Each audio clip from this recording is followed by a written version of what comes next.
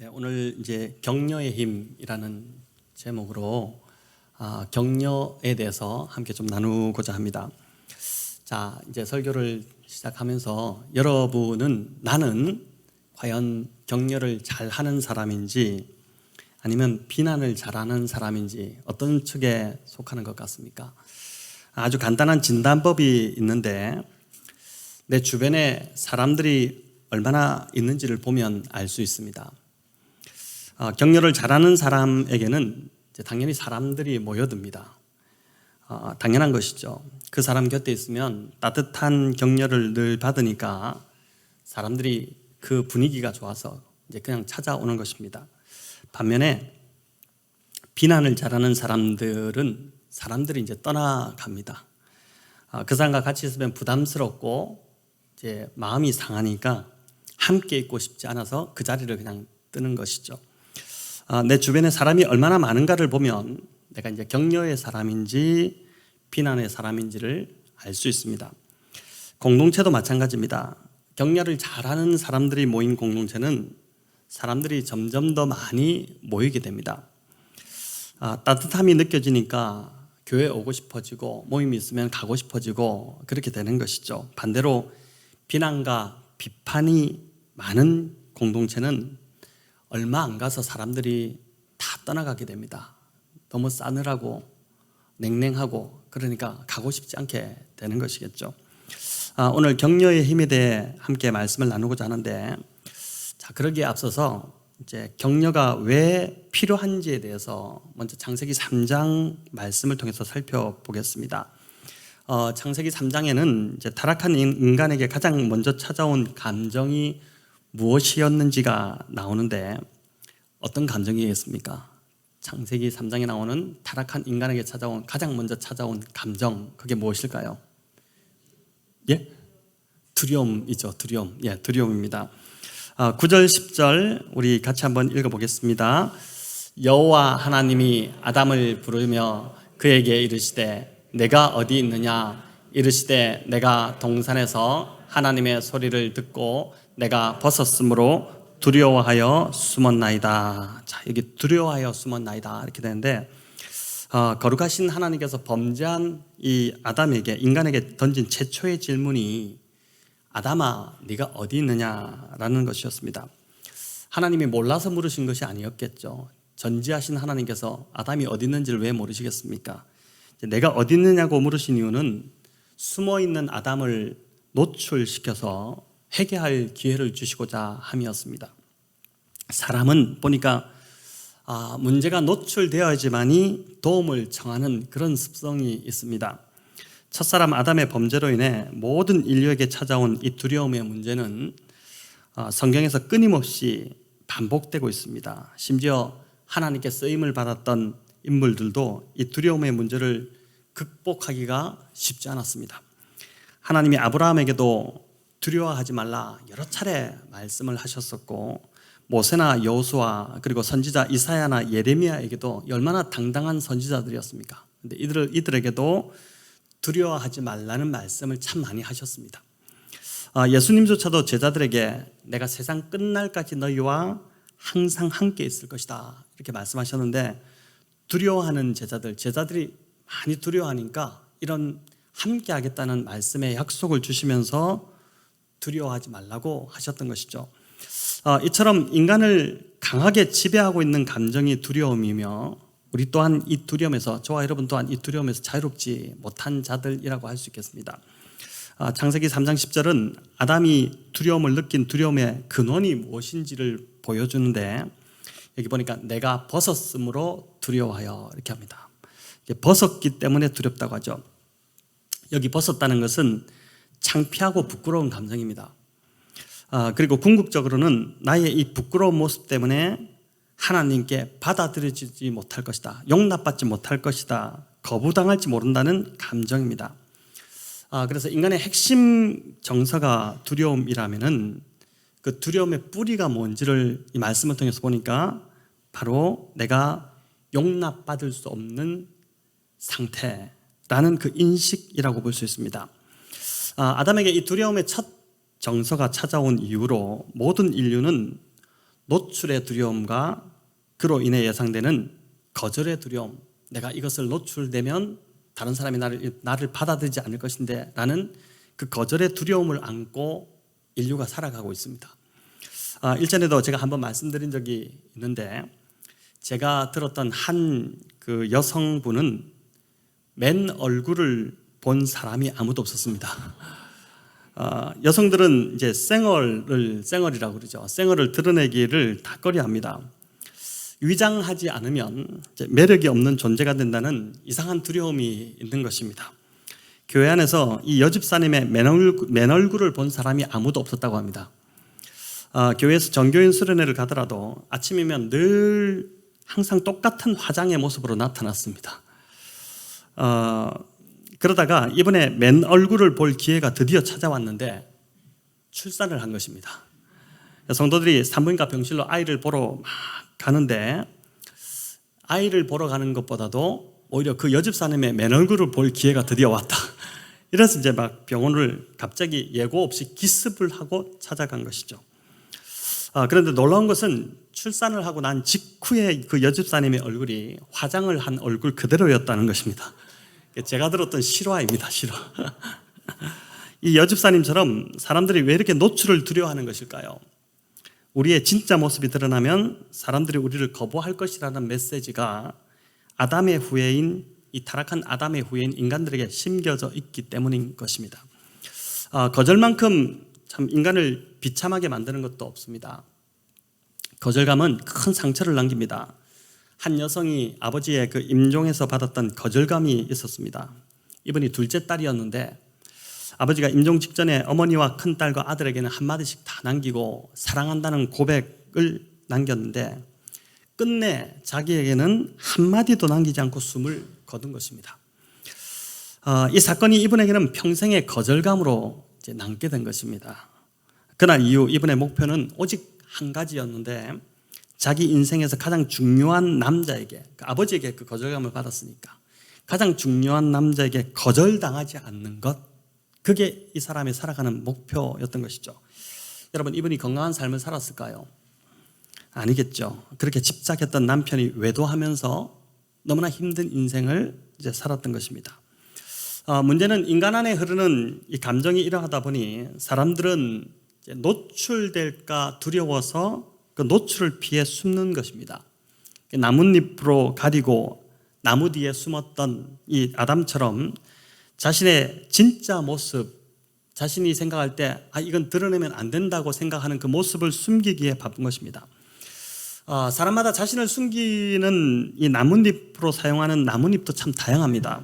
어떤 사람은 과묵함을 자신의 모습을 숨기는 나뭇잎으로 사용하기도 합니다. 남자들 중에 특히 이런 분들이 있습니다.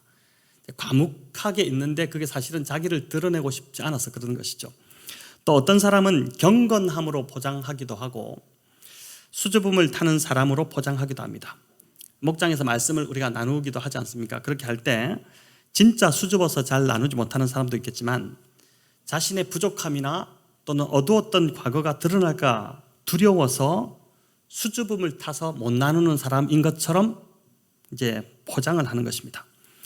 반대로 수다스러움으로 방어막을 삼는 사람도 있습니다. 과하게 말이 많고 반응이 과한 사람들은 관심과 이제 집중을 받고 싶은 것입니다. 제가 쭉 나열하니까 자꾸 어떤 사람이 떠오른다 이렇게 하시면 안 됩니다.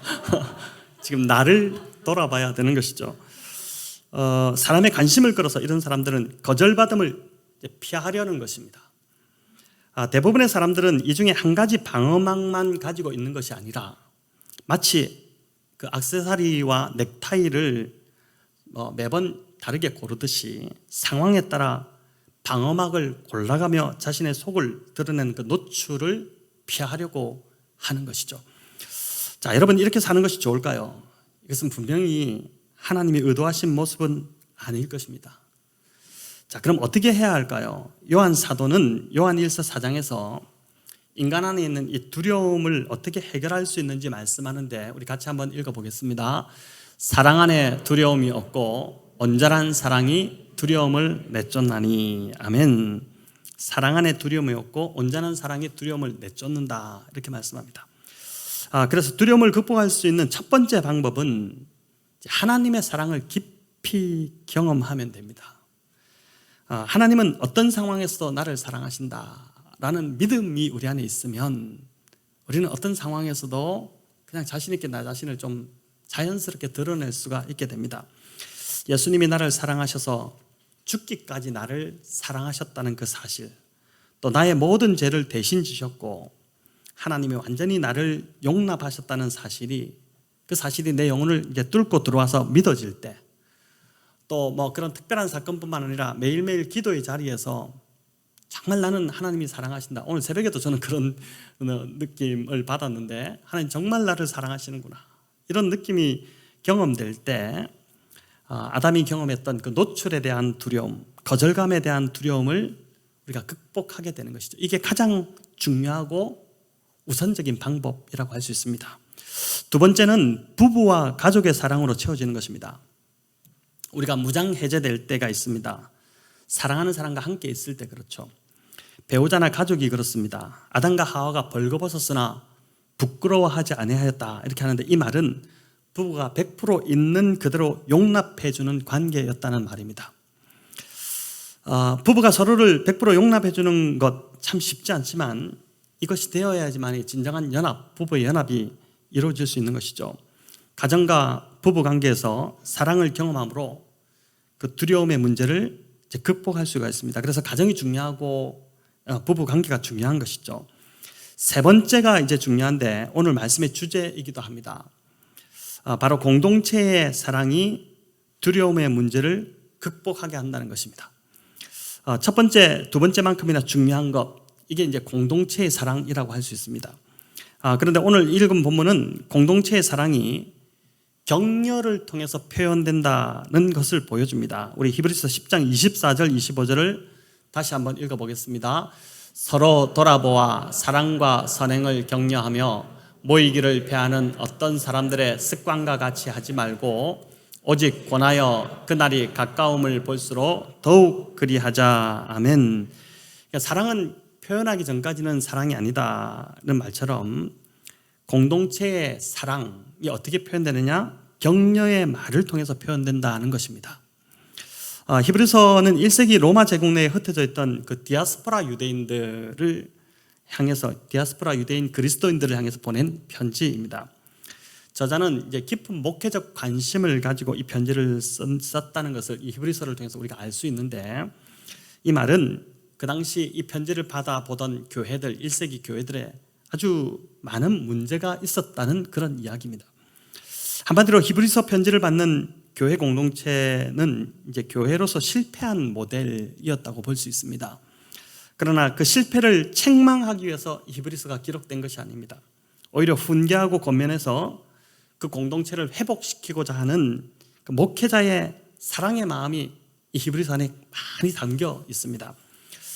오늘날 한국 교회도 문제가 있기는 매 한 가지입니다.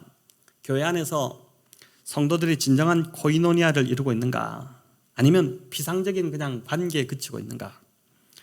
어떤 것 같습니까? 후자가 더 많다고 생각될 겁니다. 용납되고 받아들여지는 분위기보다는 자신의 연약함이 노출되면 거절당할까 싶어서 보호막을 칠 경우가 더 많습니다. 그래서 보면은 교회도 사람과 사람이 만나는 것이 아니라 보호막과 보호막이 만나는 경우가 더 많은 것 같습니다. 알맹이를 포장지로 다 화려하게 감싼 것과 같습니다.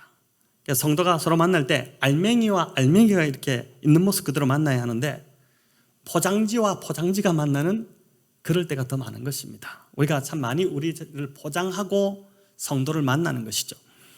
본문에 모이기를 패하는 어떤 사람들의 습관과 같이 하지 말라, 이렇게 하는데, 오늘날 교회도 모이기를 패하는 사람들이 종종 생기는 것은 바로 자신이 교회 공동체에서 용납받지 못한다는 느낌을 받았기 때문에 나오지 않는 것입니다. 이런 사람이 제법 많습니다. 교회를 쭉 나가다가도 어느 날 안 나오는 이유 들어보면은 거절감 받았기 때문에, 그 교회에서 내가 참 나는 그 교회에 받아들여지지 않는 것 같다, 이런 느낌을 받았기 때문에 안 나온다고 합니다. 이런 분들은 주로 연약함이 노출되면 어떻게 합니까? 또 다른 공동체를 찾아서 그냥 떠나게 되죠. 그런데 공동체를 떠나 다른 공동체로 옮기면 해결되느냐?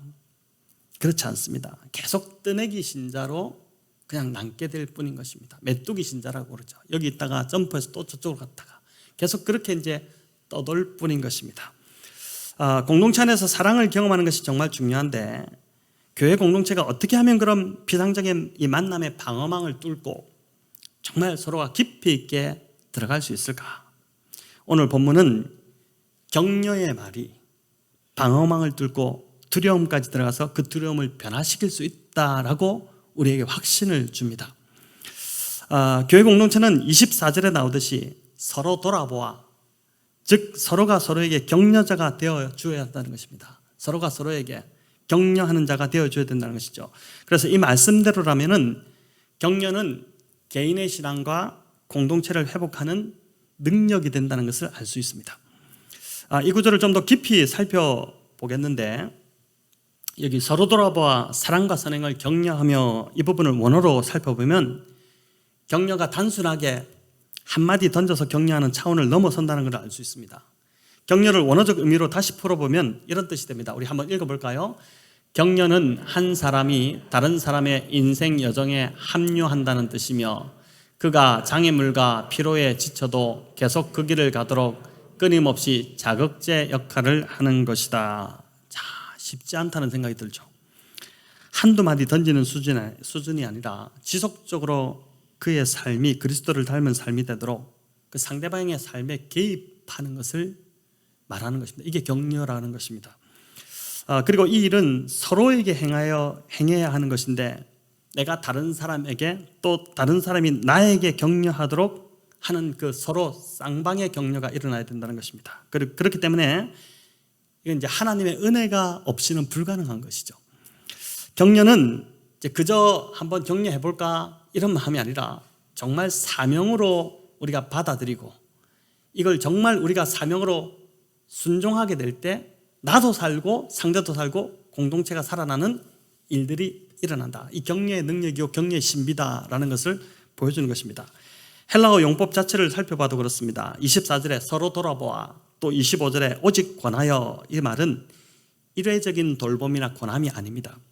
이것은 계속해서 지속적으로 서로에게 관심을 가져야 한다는 것을 보여주는 말씀입니다. 이번에 우리 건물 소장님이신 양승덕 성도님께서 세례를 받으셨습니다.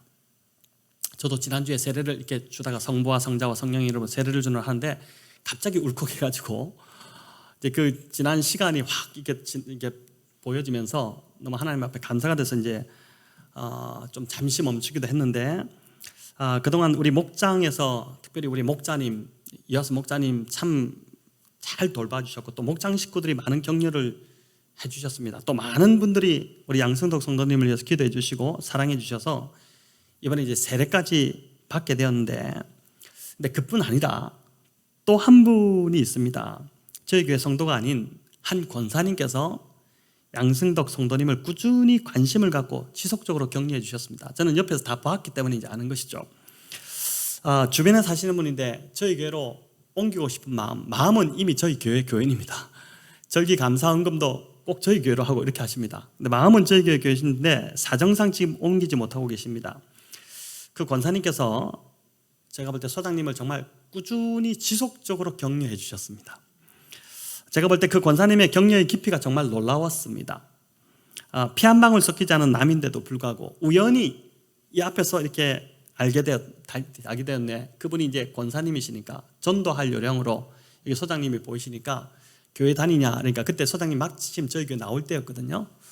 내가 요 위에 교회 다닌다고 아주 자랑스럽게 내가 위에 교회 다닌다고 이렇게 그러시냐고. 그래서 이제 만날 때마다 이야기를 나눴는데, 이분이 볼 때 이제 그 동안의 삶이 너무나도 곡절이 많았고, 그러다 보니까 이제 좀 도와주고 싶은, 격려하고 싶은 마음이 많았던 것 같습니다. 이번 세례 때도 소장님께서 참 멋진 수트, 양복을 쫙 입고 오셨지 않습니까? 근데 그 권사님께서 이제 세례 받는다고 하니까, 권사님께서 세례 받을 때 아무 옷이나 입으면 안 된다고, 가장 좋은 옷을 입어야 된다. 그래서 가장 좋은 옷을 입으라고 하고 말만 하신 것이 아니라 그분이 양복을 한 벌을 선물을 하셨습니다. 양복과 구두와 모든 걸 다 선물하셔가지고 넥타이까지 그날 소장님이 입고 오신 풀세트가 그 권사님께서 이제 선물해 주신 그런 양복이었습니다.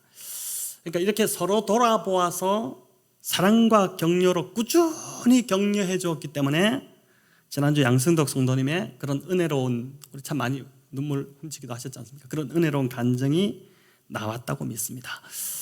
자, 그럼 어떻게 우리가 해야지 서로를 격려하고 격려받는 공동체를 이룰 수 있을까요? 어떻게 격려의 사명을 우리가 감당할 수 있을까요? 말을 들었을 때 참 부담이 되지 않습니까? 이 너무 삶에, 다른 사람 삶에 내가 개입하고 간섭하는 것이 되는 것인데 이 좀 부담스럽다는 생각이 들지 않습니까? 격려의 사명을 그래서 감당하기 위해서 우리가 두 가지를 생각해 볼 수가 있습니다. 격려를 개인의 삶의 목표와 또 교회 공동체의 목표로 설정하는 것입니다. 첫 번째는 개인의 삶의 목표로 격려를 설정해야 되는 것이고, 두 번째는 교회 공동체의 목표로 설정하는 것입니다. 첫째로 이제 격려를 개인의 삶의 목표로 설정하는 것을 좀 나누고자 하는데, 격려하는 삶을 살기로 결정할 때 내 안에 찾아오는 갈등이 있습니다. 누군가를 격려하는 삶도 좋지만, 그런데 그럼 나는 누구에게 격려를 받나 하는 것입니다. 지금 나도 힘든데 내가 누구를 격려한단 말인가, 이런 생각이 들 수 있습니다. 자, 이 싸움은 쉽게 말하면 목표와 욕구의 싸움이라고 할 수 있습니다. 욕구는 내가 먼저 격려받고자 하는 것이고, 목표는 다른 사람들을 격려해야 하는 사명입니다. 욕구와 목표의 싸움이죠. 자, 이 둘의 싸움에서 목표가 이기면 문제가 없지만 욕구가 이기면 어떻게 되겠습니까? 격려의 사명을 감당하기가 힘들어지는 것이죠. 불평이 먼저 나오고, 왜 나는 격려받지 못하나, 이렇게 되는 것입니다. 예를 들면 남편이 저녁에 퇴근해서 초인종을 누를 때 아내가 반갑게 맞이하면서 격려해 줄 수도 있지만, 오늘 얼마나 힘드셨냐고, 너무너무 애썼다고 이렇게 격려해 줄 수도 있지만, 현실은 그렇지 못할 때가 더 많습니다. 아내는 하루 종일 남편을 기다렸기에 여러 가지 할 말이 많습니다. 이걸 아는 남편은 오늘 하루 어땠어요? 라고 묻는 그 아내의 말에, 나 너무 힘들었어, 나 좀 쉬고 싶어 라고 이제 선수를 치는 것입니다. 그럴 때 아내가 정말 당신 너무 힘들군요, 편히 좀 그냥 쉬세요, 이렇게 하면 좋겠지만 그렇지 않을 때가 더 많은 것이죠. 오늘 부부로 오신 분들도 많은데 이렇게 이야기합니다. 주로 당신은 매번 나보다 더 힘들다고 그러죠. 당신도 하루 종일 집안 청소며 빨래며 온종일 징징대며 들락거리는 애들 속에서 복닥거려 보세요. 나는 도대체 언제 쉬죠? 이래서 이제 싸움이 일어나고, 그 싸움이 커지면 전쟁이 일어나게 되는 것입니다. 개인의 삶에서 이 격려라는 목표를 설정하지 않으면 우리는 항상 욕구에 끌려다니는 종이 될 수밖에 없습니다. 우리가 타락한 죄성을 띠고 있기 때문에 우리 안에 말씀으로 이런 격려의 목표가 세워지지 않으면 우리는 그냥 나의 죄된 본성, 습성을 따라서 그냥 움직이는 것입니다. 바울은 갈라디아서 5장 24절에서 그리스도 예수의 사람들이 어떤 사람인지를 분명히 밝히는데, 그리스도 예수의 사람들은 육체와 함께 그 정욕과 탐심을 십자가에 못 박은 자들이다, 이렇게 말씀하고 있죠. 욕구보다 목표를 더 중요하게 생각하며 살아야 할 자들이 바로 그리스도인들이라는 것입니다. 이거는 목표라고 말했지만 말씀에 순종하는 것이죠. 예수님이 제자들을 3년간 데리고 훈련을 시키셨는데 그 이유가 무엇이었을까요? 세상으로 제자들을 파송하시기 위함이었습니다. 누가복음 10장에 보면 제자들을 세상으로 파송하시기 전에 예수님은 70명의 제자들을 세워서 실험적으로 예수님께서 친히 가시려는 그 동네와 지역으로 둘씩을 보내십니다. 자, 이 말은 우리가 예수님 대신 세상으로 나아가는 자들이라는 뜻입니다. 오늘날 예수님이 계셨다면 예수님이 세상을 다니시겠지만 우리에게 이제 세상을 맡기신 것이죠. 여러분, 일을 시켜보는 입장을 아시지 않습니까? 일하는 사람이 일을 시켰는데 내 마음만큼 해주면 정말 좋지 않습니까? 그런데 대충 시간만 때운다면, 일을 시켰는데 제대로 일도 안 하고 시간만 때우고 있다면 마음이 힘들어지지 않습니까? 주님은 우리가 주님 대신 이 세상으로 나아가서 주님처럼 일하기를 원하신다는 것입니다. 그런데 그 일이 무슨 일일까요? 무슨 일을 가장 먼저 하기를 원하실까요? 여러분, 주님이 제자들을 둘씩 보내시면서 어떤 집에 들어가든지 가장 먼저 이 말을 하라, 이렇게 했는데 그게 뭔지 읽어볼까요? 시작. 어느 집에 들어가든지 먼저 말하되 이 집이 평안할지어다 하라. 자, 이 집이 평안할지어다 하라. 그걸 제일 먼저 말하라고 했습니다. 자, 이 말은 만나는 사람마다 평안을 빌라는 말입니다. 축복하라는 말이죠. 즉 그리스도인은 세상을 축복하는 자로, 세상을 격려하는 자로 부름을 받았다는 것입니다. 저와 여러분의 사명인 것이죠. 여러분, 이 정체성이 분명하면 우리는 욕구보다 목표를 따르는 삶을 살 수가 있습니다. 이 정체성이 분명할 때 우리가 만나는 사람들의 유익을 먼저 구하는 그 의식적인 헌신을 계속적으로 해나갈 수 있게 된다는 것입니다. 저는 사실 이제 그럴 경우가 참 많은 것 같습니다. 이제 좀 이득을 볼 때가 많습니다. 말을 잘해가지고 사람들 이제 뭘 물건을 하나 살 때도 그렇고, 또 얼마 전에도 요 앞에 커피숍에 가서 이제 그 커피점에 가서 커피를 살 때도 뭔가 이렇게 이야기를, 커피 막 이렇게 내리고 있는데 이야기를 걸었습니다. 이야기를 걸어서 보통은 뭐 그냥 먹고 가만히 기다리다가 나오면 받아오지 않습니까? 근데 그렇게 하지 않고 하나라도 조금 뭔가 복음적 전함을 가질 수 있는 방법이 없을까 이렇게 하면서 이제 이야기를 거는데, 그날도 이제 뭔가 이야기를 걸었는데 그분이 저한테 하는 말을 정말 예쁘게 하십니다. 저한테. 그 말이 정말 듣기가 제가 너무 좋습니다. 그 순간 이제 그분이 격려를 받은 것입니다. 격려를 받은 것이죠. 또 한 번은 뭘 이렇게 사러 갔는데 말을 이렇게 막 하다 보니까 1,000원을 빼주겠습니다. 이제 이렇게 이야기도 하고 그렇게 하는 겁니다. 그런데 이제 정말 타고난 성격상 사람에게 다가가는 것이 쉽지 않은 사람들이 있습니다. 있죠, 우리 주변에. 또 말 주변에 없어서 사람 앞에 서기만 하면, 저는 이제 비교적 말을 잘하는 편이지만 울렁증이 있는 사람들이 있습니다. 과연 이런 사람들도 이 격려의 사명, 이 사명이라고 하는데 격려가 이 사명을 감당할 수 있을까요? 본문의 말씀에 답이 있습니다. 여기 서로 돌아와 격려하되 특별히 사랑과 선행을 격려하라고 합니다. 여러분, 사랑과 선행을 격려하라는 것이 무슨 뜻일까요? 이 한 주석가가 참 기가 막히게 잘 풀어놓았는데 이것도 같이 한번 읽어보겠습니다. 사랑은 감정에 따라 흔들리지 않고 우리 감정과 상관없이, 즉 현재의 감정이 어떠하든 그것과 관계없이 행동하기로 선택하는 것이고, 선행은 상대방의 유익을 위해서 행하는 행위이며 더 나아가서 사람들을 하나님께로 인도하는 행위다. 참 기가 막히게, 역시 주석가입니다. 잘 풀었죠. 신학자가 풀었는데, 다시 말해 사랑은 내가 기분 좋을 때는 격려의 사역을 하고 그렇지 않을 때는 하지 않는 것이 아니라 감정에 관계없이 사명으로 생각하고, 오늘 여러분 하나 배우신 겁니다. 격려는 사명이구나. 그냥 해도 되고 안 해도 되는 것이 아니라, 내가 어디 갔을 때 뭐 물건을 할 때 힘이 없으면 그냥 가만히 있는 것이 아니라, 격려는 내가 죽을지언정 사명으로 끝까지 해야 되는 것이구나. 그걸 이제 배우실 텐데, 또 삶의 목표로 생각하고 행동하는 것입니다. 또 선행은 여기 나오듯이 내 유익을 먼저 추구하는 것이 아니라 오직 상대방의 유익을 위해서 하는 것이고, 무엇보다 그 사람의 영적 성장을 돕기 위해서 하는 행위라는 것입니다. 굉장히 좀 깊지 않습니까? 자, 이 말씀은 말 주변에 없는 사람도 훌륭한 격려자가 될 수 있다는 것을 보여줍니다. 무슨 말일까요? 격려의 위력은 그냥 이 말 잘하는 그 말 자체에 있는 것이 아니라 말 뒤에 숨어있는 숨은 동기에 있기 때문에 그런 것입니다. 무엇을 하는가보다 더 중요한 것은 왜 하는가입니다. 그렇지 않습니까? 우리의 말이 좀 서툴더라도 상대의 신앙을 세워주고자 하는 사랑의 마음으로 다가갈 때 인간은요, 영물이기 때문에 다 압니다. 사랑의 위력이, 그 격려의 위력이 발생하는 것입니다. 때때로 선한 일을 하다가 무한을 당할 수도 있습니다. 또 괜히 했다는, 내가 참 무슨 오지랖이지, 근데 괜히 이 말을 했다, 이렇게 후회감도 들 수도 있습니다. 그러나 참된 사랑의 동기로, 정말 그 주님의 마음으로 따뜻한 격려의 사역을 했다면 마지막 심판의 날에, 주님이 그렇게 말씀하셨지 않습니까? 마지막 심판의 날에 주께서 감추인 것들을 드러내고 마음의 뜻을 나타내실 때에, 그때에 우리에게는 반드시 하나님으로부터 칭찬이 있게 될 것이라는 것입니다. 여러분, 지금 그냥 지나가는 일들입니다. 다 까먹고 지나갔겠죠. 10년 전에 했던 일을 어떻게 기억하겠습니까? 그런데 마지막 심판의 날에 우리 하나님께서 그날 네가 그렇게 한 것이 나에게 얼마나 큰 영광이 되었는지, 내가 얼마나 기쁨이 되었는지, 그 하나하나를 다 주님이 들춰내신다는 것입니다. 여러분 참 소름 끼치는 일이지 않습니까? 그래서 참 순간순간을 우리가 최선을 다할 필요가 있습니다.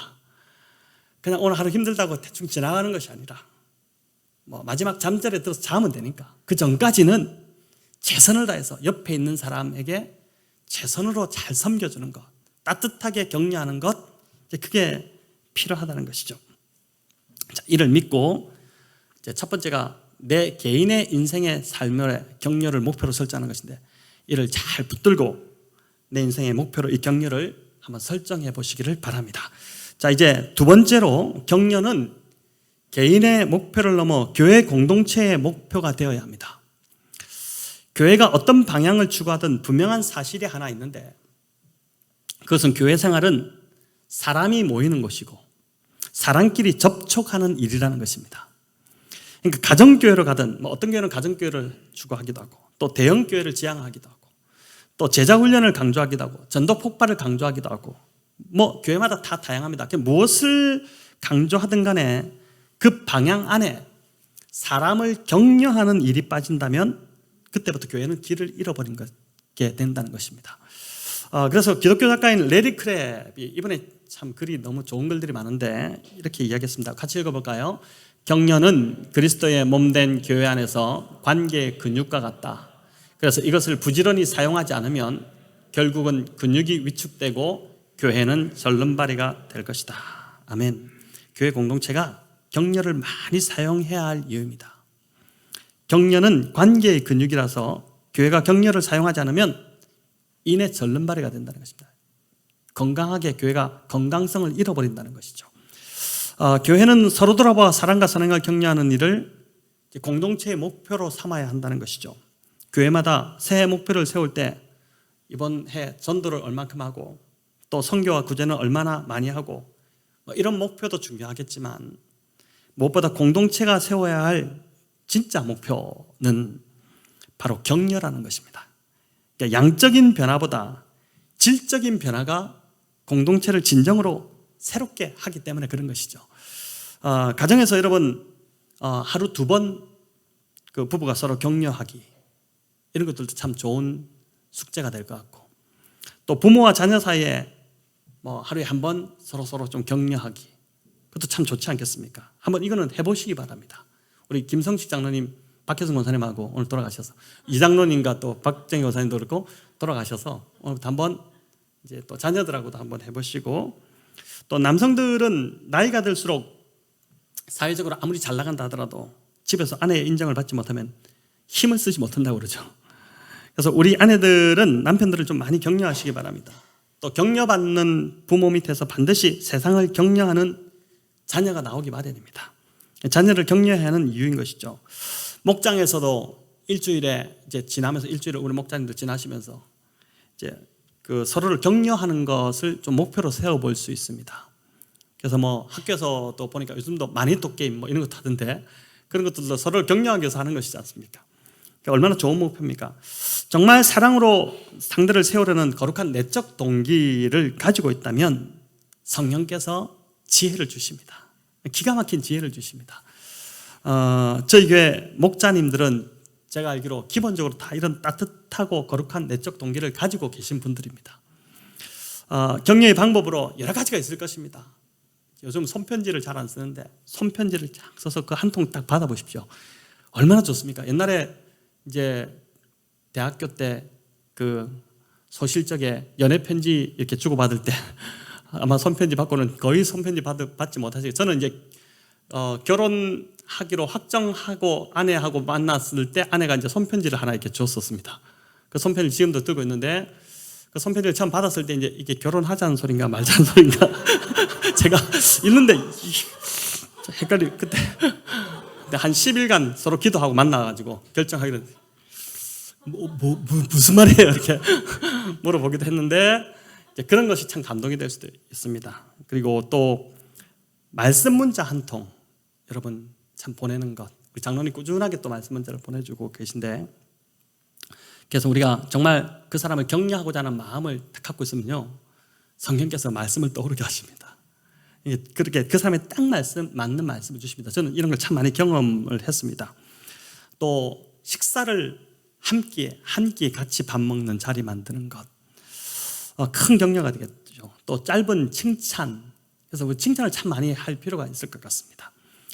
무엇을 행하든 간에 우리의 지속적인 격려의 사역을 통해서 한 영혼이 우리 주께로 돌아오고 또 공동체가 풍성해지는 일들이 일어나게 된다는 것입니다. 특별히 교회가 지금 바자회와 임직식을 앞두고 있습니다.